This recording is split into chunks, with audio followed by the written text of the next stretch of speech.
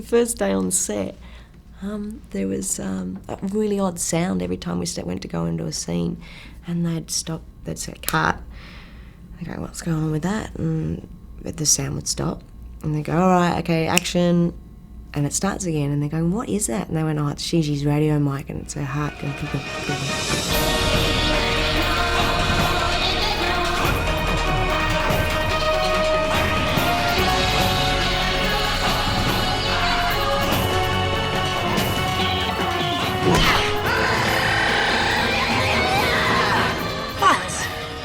You'll get the hang of it.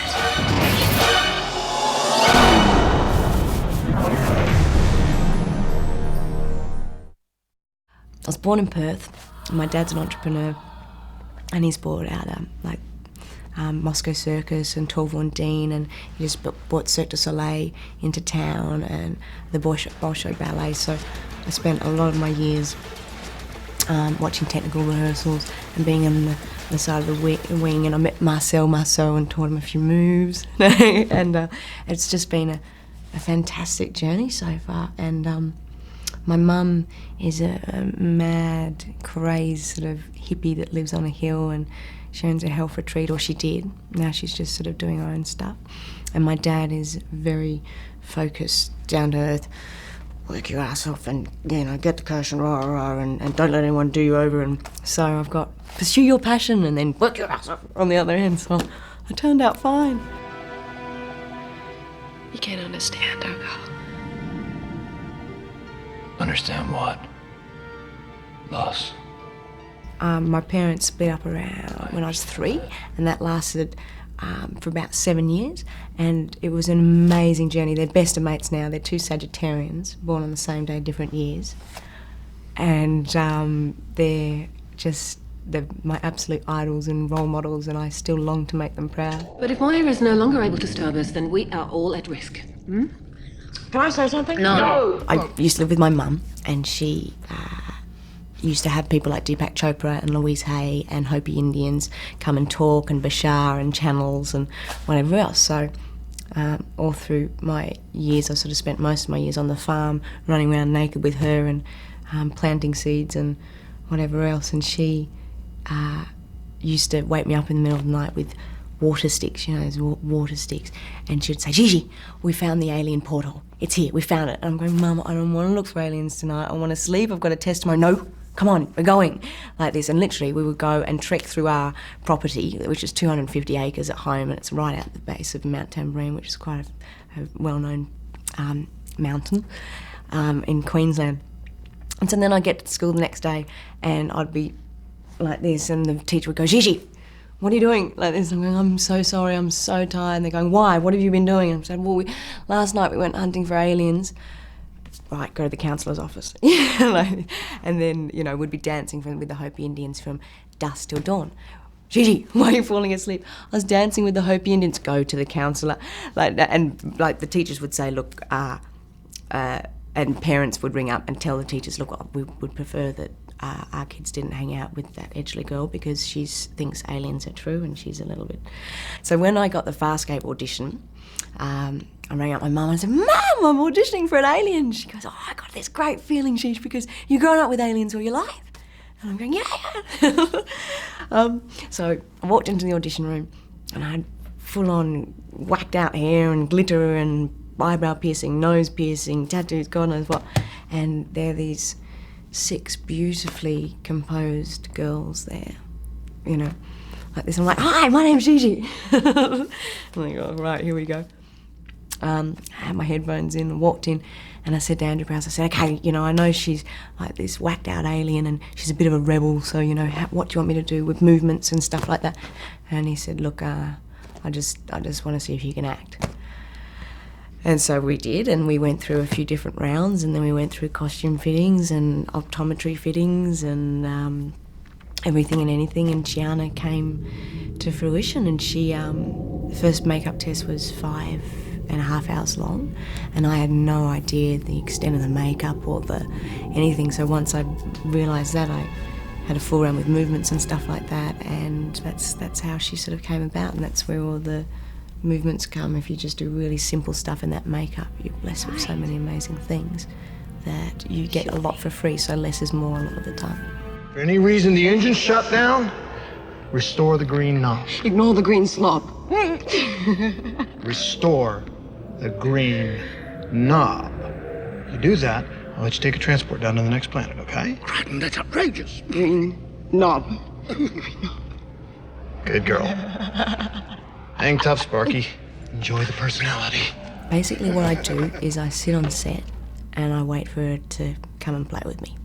And I wait for her to ask me to dance, and I hope I keep up with her because she's a complete and utter separate identity to me, and I have to separate us at times because you see yourself for the past 4 years doing these 12 to 16 hour days, and every time you look in the mirror you're looking at this creature. It's like really an intriguing life to sort of live, especially going through it like the age that I am and stuff, and it's completely and utterly blessed. And so every day there were a million times where there were touchstones, you know, and there were a million times where I'd go, oh my God, I don't know if I can do this anymore, this is really intense. And then there were 2 million times where I went, this is great, I love this, I love living on a spaceship, I'm completely like an alien in space. And I work with Henson's, which is phenomenal. I've grown up watching Dark Crystal and Labyrinth, and I'm more fairy tale and more totally and utterly in love with the creatures and the wild things and where they play and the fairies as opposed to the sci-fi aspect. And Farscape has really introduced me into Star Trek and Star Wars because that was more sort of my sister's generation. She'd always be watching that kind of stuff and I'd be like, I want to play with the fairies.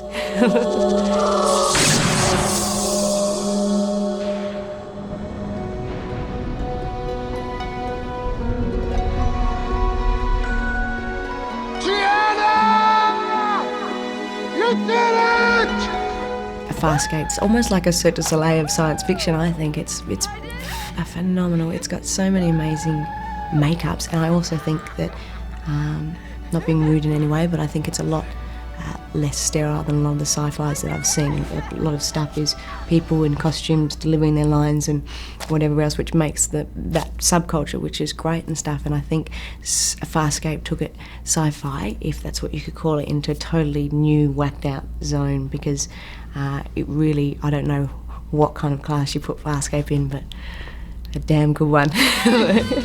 Don't I want you to meet a good friend of mine? This is Jessica. Oh my God. Everybody's finally here. You're an astronaut too? Yeah. Oh. Oh, I like astronauts. You're an astronaut groupie? Yeah. That so works for me. Telling my dad is like, I sent him a tape. And he said, which one are you anyway? Like this. And I said, I'm the little grey one. Oh, the one that speaks too fast? I said, yes. And he said, hey, what's the deal with that? Like, how long does the makeup take? And I said, oh, it takes 3.5 hours, Dad. And he goes, what do they do? Spend 3 hours on your tits and half an hour on your face? And I'm like, thanks, Dad. Because Gianna has all that stuff and I don't. I really like your body. You like my body? It's been very funny. My brother knows a lot more of the lines than what I do, and my brother actually, after he watched a few eps, started running around the house with brooms pretending it was a gun. And when Mum told me, I went to the directors and I said, look, I would appreciate to do as much hands-on stuff without guns and do more hand-to-hand combat than weaponry and whatever else, but in sci-fi it's quite tricky to get away with cruising through scenes without. It's really hard because you get these amazing scenes and you're not trying to make a feature film a day. And, you know, it says in the scene that Rigel does this and then Crichton does this and Shiana does a backflip and rah, rah, like this, and the makeup department are going, you'll wipe off the makeup, and the props department going, hang on, we don't have that prop, and the other people going, so then it ends up being someone holding someone up going, okay, girls, get out of here, you know? So, yeah, it was also a really amazing journey because I'm very sort of method and I do everything and anything I can as intensely and as committed as I possibly can, and to work a 16-hour day as well with that, or 12 to 16-hour day, it becomes a life in itself. We don't have weapons on our planet. We don't have violence. We don't have warfare. What the frau?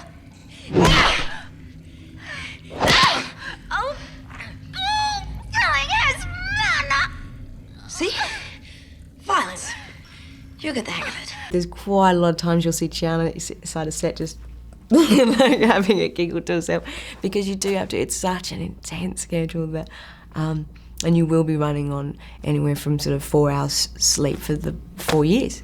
So, I giggle, I dance in my trailer, I try and surrender to each and every moment. One thing that I've learned also through Farscape is when you're stuck and you're sort of in a situation where you could be a lot more comfortable, you could be, you know, there's a lot of waiting time as well, is that just surrender to each and every moment and make it worth your while. Simple stuff. And whenever I was in my trailer, everyone would say, why don't you sleep? I'm going, because I can't lie down. Like this. And I get set and I'm completely and utterly energised. I'm hopeless. I walk on set at 4 p.m. going, morning. So I go, hi, Gigi. And when they didn't give it back, we beat the grist out of them. Should I be telling you this? My dear, I've kicked more ass than you've sat on. You've got a day to shoot and you got a adrenaline load, shall we say, to get through, and you know, and as long as you finish the shooting day, which quite often we didn't, would be going into overtime and people would be absolutely exhausted and stuff, but the crew are just phenomenal. We've got some of the best people that have worked on the makeup of Star Wars, to the Dark City, to the Matrix, for the crew, the makeup, the costumes, the gaffers, the electrics, everyone was just, and really, like, you'd finish a scene and like a gaffer would come up and go, geez, that was really good. And you're like, really? Cool, man, thanks. You know, and you need those support systems getting through the day, because it gets a bit crazy sometimes. And to work with Claude and Ben and Anne and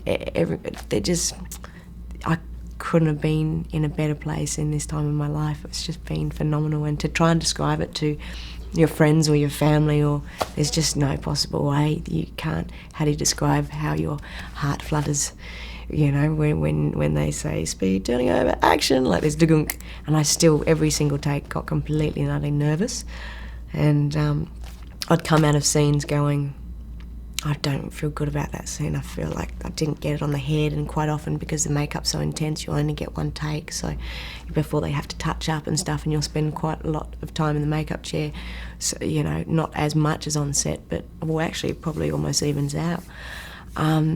So discipline-wise and stuff, it taught me to give it all you got within when you get the chance, because then it could well be your last chance. So working with this crew and this cast was just phenomenal. I can't put it into words. Basak! Turn around. Drop it.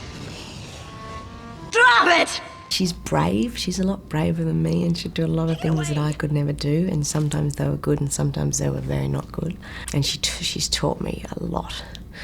I hope I've picked up more good things than bad things. Gianna! I can only let go when I feel safe. You are safe. Am I? She stumbled into falling in love, which was a big thing for her. She never really she's completely hunts the spirit, and she's the adventure seeker, and she goes completely opposite what everyone thinks she'll do. And I think the first person that really hit home was falling in love with Dargo, and that sent her to a completely and utterly alien, odd place so far that she deceived her best friend in the world and his son. And I had problems with that. I went up to the writer's office going, oh, guys, I can't do this. Is just, I can't. And they said, no, listen, Gigi, we want Chi, we don't want G, right? So, you know, just go into it full, as committed as you can. So, and another thing that Gigi really enjoyed, as well as Chiana, was flying.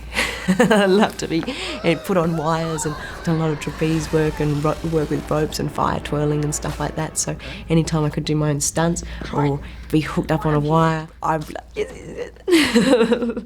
so as an actor, that was fantastic to do. Also working on a show like Farscape, it's not your every day over the kitchen table, hi, how you going? You can go as crazy as you like, and it's just as far as you want to take it. Hi, and I think we went there a few times. We shocked ourselves a few times too. You better let go. Otherwise, I'm gonna have to buy something else. You'll lose an arm. You'll lose worse than an arm. You wouldn't do that. Don't tell me what I would or wouldn't do. I do as I please. I'm not your kid. I'm not your sister. And I'm only your trout in your dreams. So please, please, go away. I'm trying to help. I don't want it, and I don't need it. I was actually speaking to my little brother because he's going through a few little hiccups at the moment and changing his he's only 15, but he's been a pro tennis player and he's just decided to give it all up. So I had a good chat to him and he goes, what made you start acting? I'm going, I don't know, it just kind of happened. And I've been really blessed along the way, and it's been a really intense journey, but a really fantastic one. And I found it's been an amazing career just to discover more about yourself, and a lot of the intense and negative things that have happened in my life I use to channel into my work, so they turn into positive and beautiful things. So I love it. I'm completely happy at the moment and surrendering to the moment, and Farscape and my career's taken me almost halfway around the world, so I figure if I can get the whole way around, woohoo! Hold still. How's the patient? She's a brat. Oh, we should kick her off the boat? Ask me tomorrow. I think, honest to goodness, I never stop dressing up and playing make-believe. I don't know what we're doing on this blue-green world, but I figure if I'm working my ass off and I love what I do and I'm teaching and learning along the way, then I'm in the right place. You saved my life. Pass it on. When someone else needs it, return the favor. You pass it on.